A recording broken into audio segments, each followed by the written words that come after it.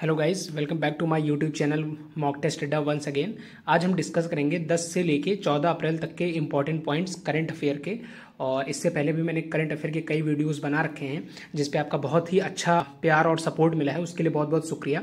मैंने सोचा भी नहीं था कि इतना अच्छा आपको वीडियो लगेगा, क्योंकि मेरे ही जो लोग न्यू हैं इस चैनल पे उनको मैं बताना चाहता हूँ कि जो मैं ये करंट अफेयर्स के वीडियो बनाता हूँ इस पर मैं केवल इंपॉर्टेंट पॉइंट्स ही रखता हूँ, क्योंकि आपको पता है कि अगर आप किसी भी कॉम्पिटेटिव एग्जाम की प्रिपरेशन कर रहे हो तो करंट अफेयर एक ऐसा टॉपिक है, एक ऐसा सब्जेक्ट है जिसमें बहुत ही ज़्यादा आपको पढ़ना पड़ता है। इसका जो नेचर है वो काफ़ी वास्ट है अपने आप में।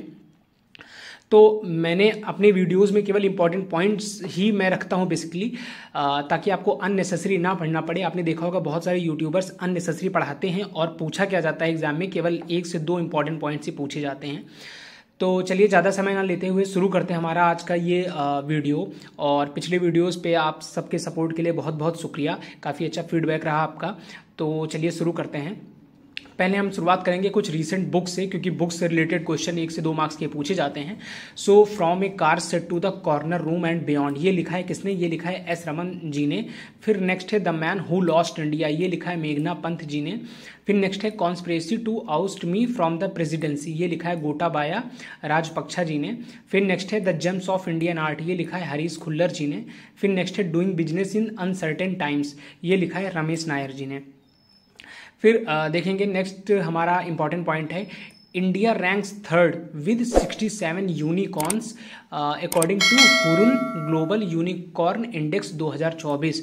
तो इंडेक्स जैसे बहुत सारे इंडेक्स होते हैं, जैसे वर्ल्ड एयर क्वालिटी इंडेक्स में इंडिया की क्या रैंक है, वर्ल्ड्स हैप्पीएस्ट कंट्री कौन सी है उसमें इंडिया की क्या रैंक है। तो इस टाइप के इंडेक्स से भी रिलेटेड कई क्वेश्चंस पूछे जाते हैं एग्जाम में। उसका मैंने एक सेपरेट वीडियो ऑलरेडी बना रखा है, ऊपर लिंक आ रही होगी, उस पर क्लिक करके आप जो भी 20 से 25 इंपॉर्टेंट रिपोर्ट्स होती हैं जिनसे रिलेटेड क्वेश्चन कॉम्पिटेटिव एग्जाम में देखने को मिलते हैं, तो आप उस लिंक पे क्लिक करके वो वीडियो देख सकते हैं जाके। और यहाँ पे हम देखेंगे तो आप ये ध्यान रखिएगा कि हुरुन ग्लोबल यूनिकॉर्न इंडेक्स जो रिपोर्ट आई है उसमें इंडिया की रैंक है थर्ड। और कितने यूनिकॉर्न्स हैं? 67 यूनिकॉर्न्स के बारे में मैं आपको बता देता हूँ। जैसे यूनिकॉर्न्स कंपनी को एक टैग दिया जाता है कि ये कंपनीज जो हैं वो यूनिकॉर्न कंपनीज हैं अगर वो एक पर्टिकुलर, जैसे इसमें एक टारगेट होता है कि उनका जो पूरे ईयर का जो टर्नओवर है वो इतना होना चाहिए और इतना उनकी बिल्डिंग क्राइटेरिया होना चाहिए, मल्टीनेशनल होनी चाहिए। तो ये सारी जो क्राइटेरिया कंपनीज पूरी कर लेती हैं वो बेसिकली यूनिकॉर्न्स में आ जाती हैं। तो इंडिया के पास अभी 67 यूनिकॉर्न्स हैं और ये थर्ड रैंक पे है इंडिया। और अगर हम अमेरिका की बात करें तो वो टॉप पे है, सेकंड रैंक है चाइना की। अमेरिका में है 703 और चाइना में 340। फिर नेक्स्ट है साइमन हैरिस, जिनकी एज है 37। वो प्राइम मिनिस्टर बने हैं रिपब्लिक ऑफ आयरलैंड के, जो कि अपने आप में बहुत बड़ी बात है। इतनी कम एज में वो आयरलैंड के प्राइम मिनिस्टर बने हैं, तो he is the youngest prime minister of the Republic of Ireland. और इससे पहले जो प्राइम मिनिस्टर थे वो बने थे 38 की एज में 2017 में, जिनका नाम था लियो वराडकर। तो इन्होंने किसको, साइमन हैरिस ने किसे सक्सीड किया है? लियो वराडकर को सक्सीड किया है। देखते हैं उनके बारे में ये line. Before him the Indian born prime minister Leo Varadkar was the youngest prime minister of Ireland. ठीक है, वो एज ऑफ 38 की एज में वो प्राइम मिनिस्टर बने थे। फिर आयरलैंड कंट्री के बारे में देखते हैं। कैपिटल क्या है आयरलैंड की? डबलिन है। करेंसी क्या है? यूरो है। और कॉन्टिनेंट किस में आता है? यूरोप में। प्रेसिडेंट कौन है? माइकल डे हिगिंस हैं। और प्राइम मिनिस्टर मैंने बता ही दिया साइमन हैरिस, 37 की एज में ये प्राइम मिनिस्टर बने हैं आयरलैंड के। फिर देखिए हमारे वीडियोज़ में आपको मैप भी देखने को मिलते हैं, जिससे आपका जियोग्राफिकल नॉलेज जो है वो भी इंक्रीज होता है। अगर आपको मैप के बारे में पता है तो आप जैसे कोई भी क्वेश्चन आपसे जियोग्राफिकल चीज़ों से रिलेटेड पूछा जाता है तो वो आपको बताने में काफ़ी आसानी होती है, क्योंकि आपके सारे डाउट्स जो होते हैं वो क्लियर होते हैं। आपको पता होता है कि किस कंट्री के साइड में कौन सा सी है, कौन सी नेक्स्ट कंट्री है, कितने बॉर्डर से कनेक्टेड है। तो हम ये सारी चीज़ें डिस्कस करते हैं अपने इस करंट अफेयर की वीडियो में। So please subscribe my channel, ताकि इस तरह के नोटिफिकेशन आपको आसानी से मिलते रहें। तो ये देखिए ये एक मैप है, इसमें आपको आप वीडियो पॉज करके बताइए कि आयरलैंड कंट्री कहाँ पे पड़ती है। तो ये रहा हमारा प्यारा भारत, यहाँ पे है। और यहाँ से अगर आप साइड में यहाँ पे आएंगे तो यहाँ पे है आयरलैंड। ठीक है,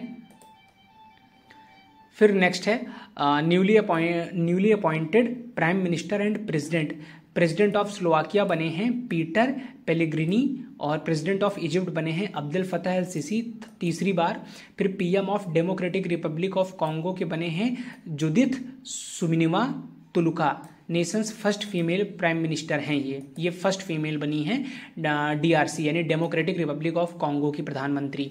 फिर प्रेसिडेंट ऑफ सेनेगल बने हैं बसिरो दियोमाय फाये, और प्राइम मिनिस्टर ऑफ पुर्तगाल के बने हैं प्रधानमंत्री लुइस मॉन्टेनिग्रो। तो ये आप ध्यान रखिएगा। देखिए यहाँ पे आप केवल इंपॉर्टेंट ही पढ़ रहे हैं, अननेसेसरी आपको पढ़ने की रिक्वायरमेंट नहीं है।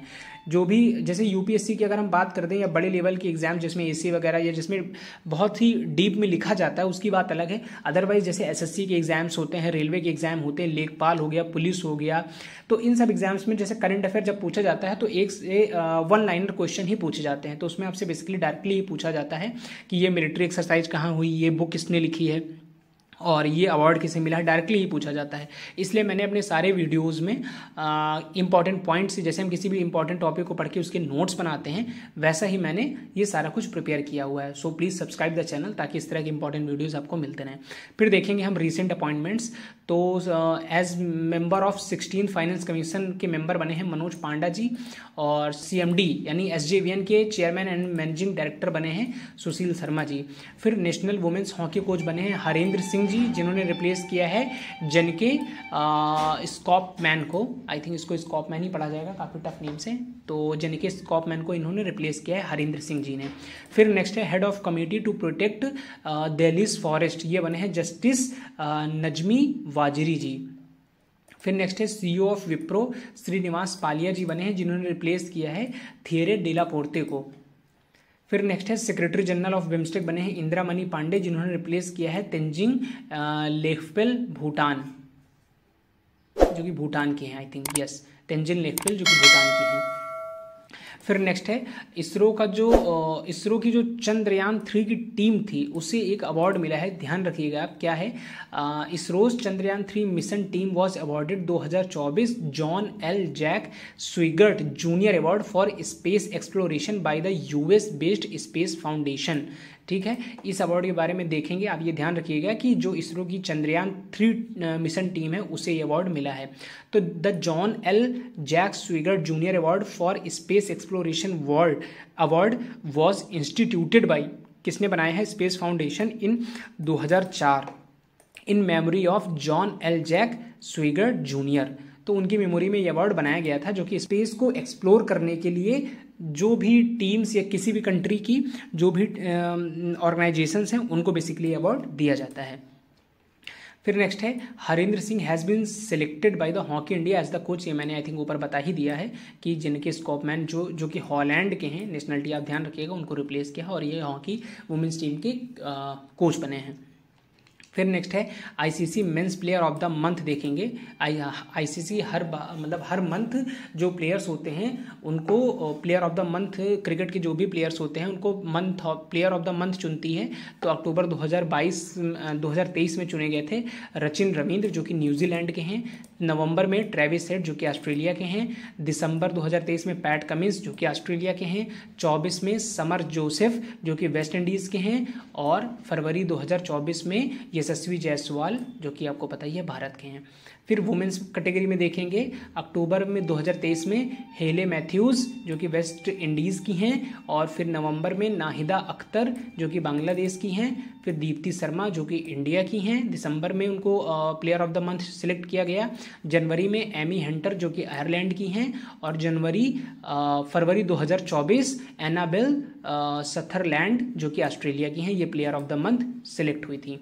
फिर कुछ बुक्स इसमें रिपीट हो गई हैं, कोई नहीं, हम रिवीजन कर लेंगे। The gems of Indian art Harish Khullar ji ने लिखा है, doing business in uncertain times लिखा है रमेश नायर जी ने। फिर बैंकिंग एंड इंश्योरेंस सेक्टर में जो रिसेंट अपॉइंटमेंट हुए हैं वो देखेंगे हम। CFO of Punjab and Sind bank बने हैं अर्नब गोस्वामी, जिन्होंने रिप्लेस किया है महिमा अग्रवाल को।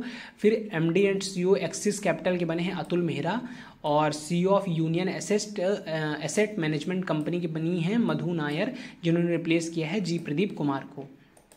फिर हम कुछ अवार्ड्स देखेंगे। बेस्ट साइंटिफिक पोस्टर अवार्ड 2024 मिला है डॉक्टर अग्रवाल्स आई हॉस्पिटल को, और medal of honour at councillor day 2024 मिला है नीरज शर्मा को। American surgical association ASA fellowship मिला है डॉक्टर रघुराम को। 15th CIDC विश्वकर्मा अवार्ड मिला है SJVN लिमिटेड को। स्कॉच ESG अवार्ड 2024 इन रीन्यूएबल एनर्जी फाइनेंसिंग कैटेगरी में मिला है REC लिमिटेड को। और इंटरनेशनल कल्चर अवार्ड 2024 मिला है मीना चरंदा जी को।